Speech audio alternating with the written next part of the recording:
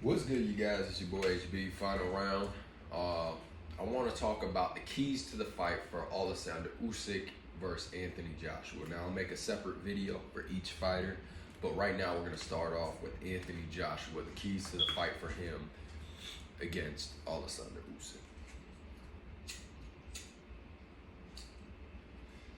Now, here's the thing, you guys. Obviously, I'm standing up. I'm going to try to give you a visual approach later on in the video.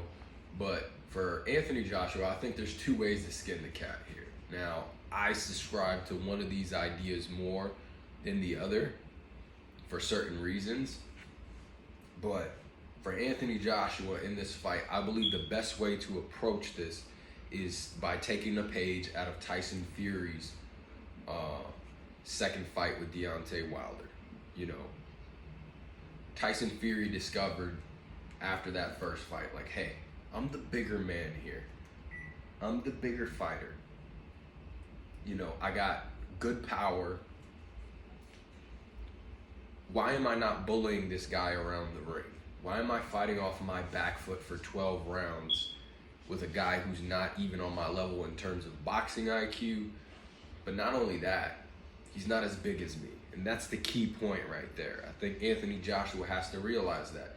Not only is Oleksandr Usyk smaller, he's coming up from the cruiserweight division. So it's not like just a small heavyweight guy he's going up against. He's going up against a guy who's coming up from the cruiserweight division. Now, here's the difference between that situation and him and Tyson Fury and Deontay Wilder. Usyk can box. Usyk can box. Deontay Wilder can't really box off his back foot. Usyk can box off his back foot. But regardless, I think the size discrepancy can throw all that out. Now, I do believe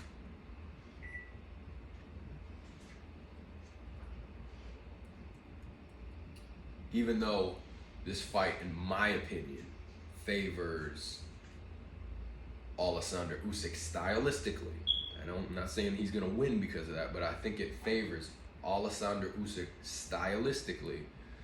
I think all that can get thrown out the window pending the size difference, because Anthony Joshua is so damn big compared to Usyk. All that shit may not matter. I always subscribe to the idea that a bigger skilled man will always beat a smaller skilled fighter. All right, even if the smaller fighter is just a little bit more skilled than the bigger man. But, you know, we're gonna see in this fight how much more or how skilled is Usyk compared to Anthony Joshua. Because I believe if he's significantly more skilled in terms of his boxing IQ and technique, that he will find a way to beat Anthony Joshua. So we will see. We shall see. That's the big question. You know, David versus Goliath. Can the smaller man outsmart the bigger man? But, you know, if I'm Anthony Joshua, I'm cutting off the ring. I'm putting pressure intelligently, not brawling. I'm talking about pressure fighting, not brawling. You know, pressure fighting is like, you think about the military and you think about special operations. That's pressure fighting of boxing. You're a hunter. You know, you're tactically going in and you're hunting your opponent. And that's what Anthony Joshua, I think, is the best approach for him in this fight. The keys to the fight: put pressure. Be the bigger man. Do not let Usyk think. Do not have a slow pace to where he can kind of dictate. Don't let him set his feet at all. Even though he's good at boxing off the back foot, you know, Anthony Joshua is going to come in huge with more power, good speed, good fundamentals and technique. Anthony Joshua needs to suffocate Usyk mentally. And I think he can work his cardio through that mental pressure and physically through constantly making him have to move. So if I'm Anthony Joshua, you know, I'm mirroring my opponent. If Usyk wants to go right, okay, I take an L step and I follow him. Not getting out of myself, not getting out of my stance, you know, not getting off balance, not blitzing in, but, you know, I stay in front of him. It's a game of inches. Okay, he wants to go back to the left. Okay, going back to the left. I'll step out. Okay, he wants to back up. We're gonna slowly work our way in, and we're gonna try to get Usyk to his back to the rope. So we're gonna try to get him to a corner. And at that point, initially starting in the fight, I'm not gonna look to kill Usyk when I get his back to the corner or his back to the ropes. I'm gonna throw feints. See what he's gonna do. See his response. What's Usyk do when his back's to the rope or the corner? Is he gonna come and attack me, try to counter? Is he gonna try to work his way out and get back to the center of the ring to get more real estate to work with? Or is he just gonna sit there? And based off of my reactions, after I've seen him in that position or I've put him in that position a few times, that's when I can come up with the proper response. But once you figure that out, when I'm Anthony Joshua, I start pummeling Usyk in the corner or with his backs to the rope. If he wants to dive out, pivot out, whatever the case may be, to get back to the center of the ring, I have something waiting for him. If he works out to the right, I have a right hook. If he works out to the left, I have a left hook. And he's just going to be running himself into the punches of Anthony Joshua. If he decides I want to get brave and I want to stand my ground and get respect from Anthony Joshua, okay, Anthony Joshua, you're the bigger man. Hold your ground. Fight in the pocket. You're the bigger man. And Anthony Joshua has shown he can throw some nasty combinations on the inside. I saw it with Ruiz. The first knockdown. Beautiful combination. Very tight, crisp punches. He was the bigger man. He stood his ground. He leveraged himself, and he dropped Andy Ruiz. And it should be the same thing. If Usyk wants to get brave, if he's like a cornered dog and he decides he wants to launch himself at you, okay, bring it on. You're the bigger man. Anthony Joshua should not be backing up in this fight, in my opinion, too much, with the exception of maybe you clear it out a few times. Okay, you got his back to the ropes and you're seeing he's getting desperate and he's launching at you. Okay, every once in a while you got plenty of real estate. Step back, let him clear it out. Let him get his attack out the way. But Anthony Joshua should be the bully in this fight. That's what I believe. That's how I think he should approach this. Even though stylistically, I don't think that's how Anthony Joshua fights. And this is where I question him. I don't know if he's that multi-dimensional fighter like Tyson Fury or Terrence Crawford, where he can give you a bunch of different looks like that. But we will see. I believe that Anthony Joshua is going to take more of a boxer, puncher type countering approach. That's kind of been his game throughout his career. I never really saw him as a pressure fighter, but it would be cool to see him kind of show a different side of his game, because if you want to be an all-time great, you have to be multi-dimensional. Now, the one thing I would say about this approach is usually to put pressure on an opponent and to wear them down effectively throughout a 12-round fight, you have to go to the body. Usually when you put pressure, if you really want it to be effective, because you are banking on the later rounds that your opponent is going to be so drained from constantly having to move, from constantly having to deal with the mental pressure, from constantly not being able to set his feet, and constantly taking body shots which zap them down or exponentially work their cardio and conditioning, to where you take over the later rounds and you start pummeling them. Here's the problem. I don't know if Anthony Joshua can consistently go down to the body. I don't know if that's ever been a part of his game. I've seen him throw some jabs down to the body, but it's one thing to go and hit the body every once in a while, but it's another thing to do it consistently. That's something you have to develop early on throughout your career to be good at it. It's not something you can just pick up. Like I said, every once in a while, you might be able to steal a good hook to the body. You might throw a jab here and now. But to do it consistently, it was like Sergey Kovalev versus Andre Ward. Sergey Kovalev started to throw body shots in that second fight, but you can see it wasn't something he knew how to do consistently and effectively. He never had to use them. He always relied on his power. But then you see a guy like Andre Ward, he's systematically going down to the body, breaking you down. He has so many punches lined up for you. He has so many counters, hooks to the body. He jabs you to the body. He punishes you to the body consistently to where he breaks you down in those later rounds. Sergey tried, but that's not something he was used to doing. And I think it's very similar here with Anthony Joshua. And to be fair to Anthony Joshua, he's a big heavyweight. You know, I wouldn't expect Vladimir Klitschko to go down to the body. He's too tall, he's too big.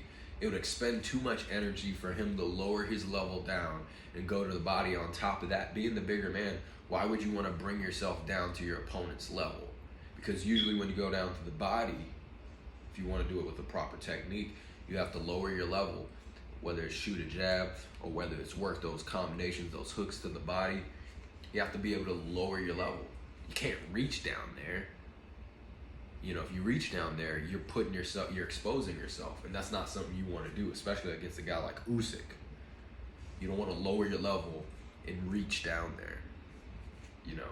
So, and I think that would be an issue for Anthony Joshua. So if I'm Anthony Joshua and I want to put pressure, even though I always tell guys, if you're going to put pressure, you better go down to the body consistently, I would scrap that out with Anthony Joshua. The pressure, we'll do our best to put the pressure and work this guy's cardio and conditioning with cutting off the ring. Say what's up to my dog. That's the way we would put pressure. Not by going down to the body. It's too dangerous for Anthony Joshua, and I don't think that's what he does in the first place. So that's the only little thing I would say is if you're going to put pressure on your Anthony Joshua, I'm not even going to entertain going down to the body. That's not what we do. But if he can, I'll be very impressed. If Anthony Joshua goes in there and he's shooting down to the body consistently, I will be very impressed. But it's not something I would do. And this might be an issue for the other approach he could take in this fight, which I'll start to talk about. But I don't think it would be the way he should go.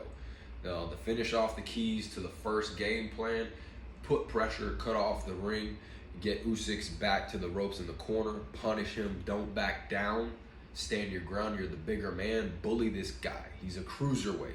Show him the difference between fighting at cruiserweight and fighting at heavyweight. You're bigger, you got just as much speed, you're stronger, you know, you got good technique and fundamentals.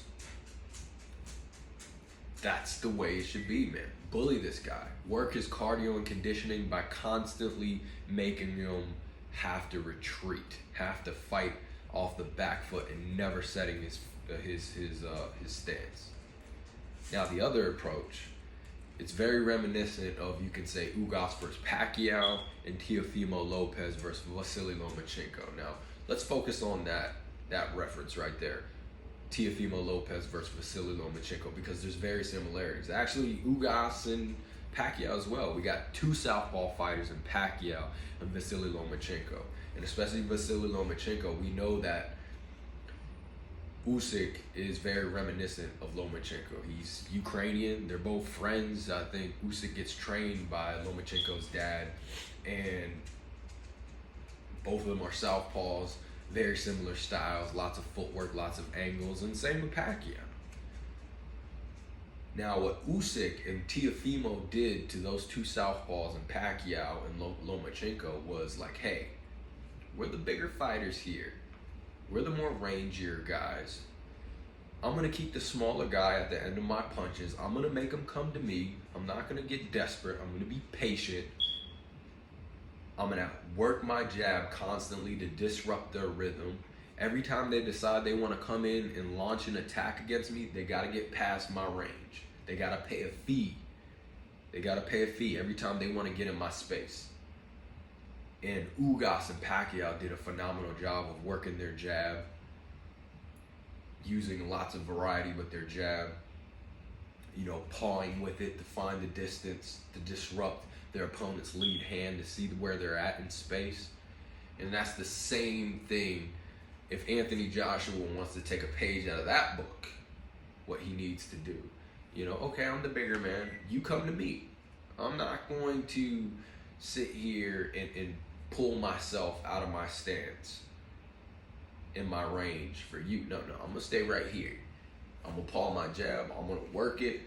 And every time you come in, boom, you're paying a fee. You got to get past my range. I think the uppercut is going to be, the right uppercut is going to be a huge punch for Anthony Joshua in this fight. It'll be nicely aligned. You have a smaller opponent, coming at you. It'll be a nice punch to line up. He'll have to be careful of the overhand left, because you throw that right uppercut, you're exposing yourself to that overhand left, but nonetheless, it should be an effective punch for him in this fight. Uppercut left hook for Anthony Joshua. Every time Usyk comes in, he should be making Usyk pay a price in terms of Anthony Joshua. The only thing, once again, the reason why this approach for Ugas and Teofimo was so effective against their opponents was they were also able to go down to the body. You saw with Teofimo Lopez, he established his jab quickly, and he shot down to the body a lot, stealing win from Vasily Lomachenko in that fight. Same with Ugas. He would steal win from Pacquiao, knowing that later in the fight that would take their legs away. And they were able to throw more combinations to the body consistently throughout the fight. Once again, stealing their legs, taking away their best advantage, and that's their footwork and angles. I don't know if can Anthony Joshua get away with, can he do that? No, I don't think it's a good idea. Once again, he's going to have to bring himself down to his opponent's level. I don't know if he's used to doing that consistently, and if he's going to be able to do it efficiently. It's not worth the price. And on top of that, Anthony Joshua is a bigger guy, man. He's a bigger guy, lots of muscles. Him bending down at the waist and shooting body shots, that might wear him down more so than wear his opponents down, even if he gets a punch off. It's not worth the price. So if he sits there on the outside, if Anthony Joshua does take this approach, and this is why I don't think he should, how are you going to wear down Usyk as the fight goes on? Because you're not going to be able to shoot body shots. His best shot, if he's taking this approach, I think essentially what he's saying is, I'm going to wait for the perfect opportunity to counter, and I'm going to get Usyk out with that counter. I'm going to bank off every time he comes in. I'm going to try to land that good combination or that good punch, and I'm going to knock him out and get him out of there, or at least get a knockdown or several knockdowns to win on the scorecards. But I don't think that's the way to go, man. I think he would be fighting at Usyk's pace if he wants to sit back and wait and counter. And I don't think that he will be able to work Usyk and take his legs away as the fight goes, because he's not going to be able to string any sort of body attack together. I don't think Anthony Joshua is going to be able to do that with his size and height. Just like Vladimir Klitschko, you can't expect Vladimir Klitschko, being this huge heavyweight, to lower his level and shoot body shots down against his opponents consistently. It's ridiculous. Now Tyson Fury's the fucking exception to this.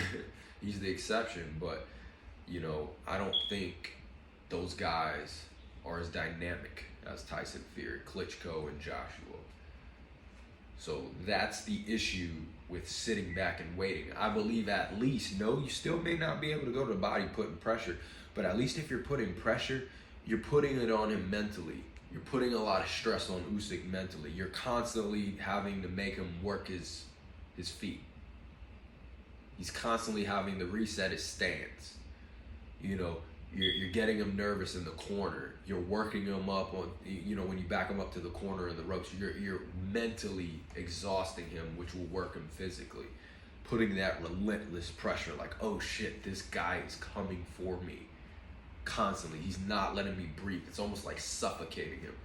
And I believe that's the way you kind of wear Usyk down for the fight, as opposed to going down to the body, being the bigger man, taller man, lots of muscles and expending lots of energy and doing something you're not necessarily accustomed to doing.